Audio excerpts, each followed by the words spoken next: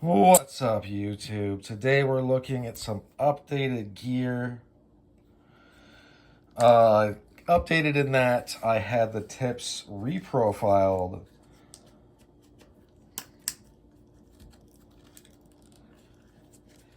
Probably costing me less than 30 bucks. I would say probably 20 bucks.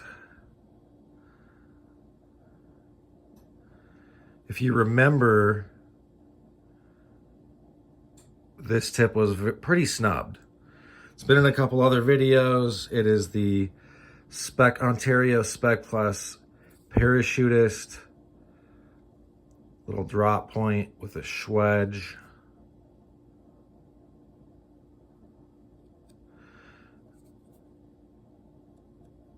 Had it professionally done, of course. Look, guys, I'm not against you or me or anybody resharpening or reprofiling their own stuff.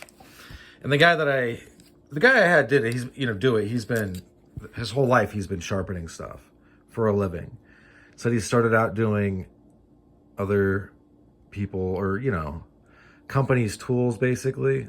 Yeah, I put a nice edge on this for me. It's just kind of hard for the average person to get it really, really well done. I mean, do you see how pointy that is?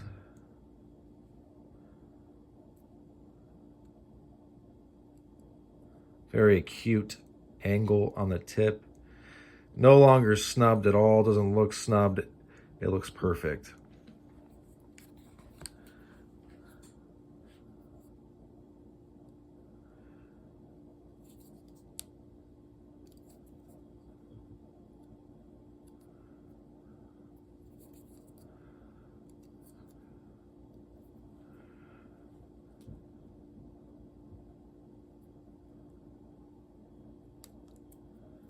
It's a very handy little knife. You're not going to go wrong with a Buck 102. This is the Buck 102 Plus S35 VN.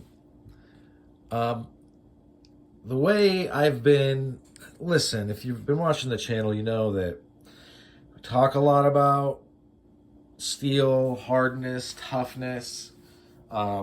I've been trying to get a little bit less lost in the sauce lately, but it can be hard to do.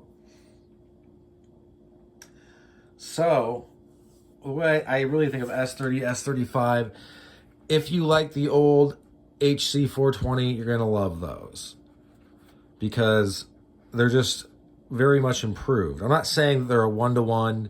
You can scale up and down the ingredients and stuff. I'm just giving you a general way to look at it. This is obviously not the sheath it came with. And the person that was making these sheaths isn't doing it anymore. If he is, he's not putting them on eBay. I haven't talked to him in a minute. But, I mean, very nice little guy. This was the original sheath. I've never used it.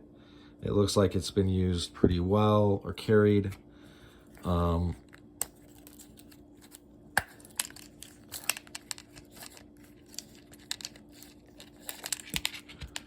not really sure what kind of steel this is. I'm not really tripping about it. I'm sure in the past video I looked it up. I look up most of the steels before I... This is a rubberized grip, steel pommel, if you could think of it as that. I'm assuming the tang rat tails down to about here. This isn't a bushcraft knife. I wouldn't use it in that capacity. I don't really do bushcraft the way some people do. I don't really, if it's your thing, do it. It's not for me. Although actually, this next summer, I'm going to try it out. I'm not closed-minded to it at all. I do want to go make some figure 4 traps and some, just the whole 9 yards. Do it. Videotape it. What is really great about the Spec Plus from Ontario are the handles. I like some of the designs, the patterns of the blades, but this is a full-size, grippable handle that has a belly, it has a back. You can kind of tell where it's at in your hand from that. I got plenty of room. You can choke up, you can back off, the whole 9 yards. That's what I appreciate. So this would be kind of a general use knife, in my opinion.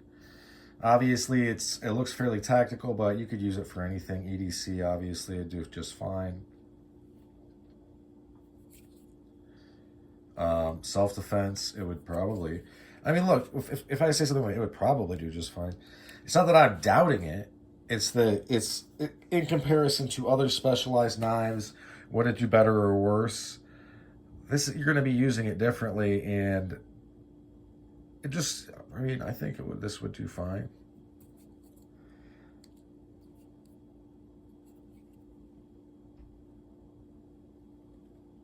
So yeah, the bottom line is, if you bust off a tip, it's not the end of the world, and it will probably be a lot easier and probably cost a little bit less, honestly. And it will take way less time just to figure out, hey, where's my local sharpener person? Let's go hit them up. Let's go start that relationship and get going, right? So, in any event, that's what all she wrote for this one. Thanks for sticking with me to the end. I hope you folks have a good rest of your day. Bye now.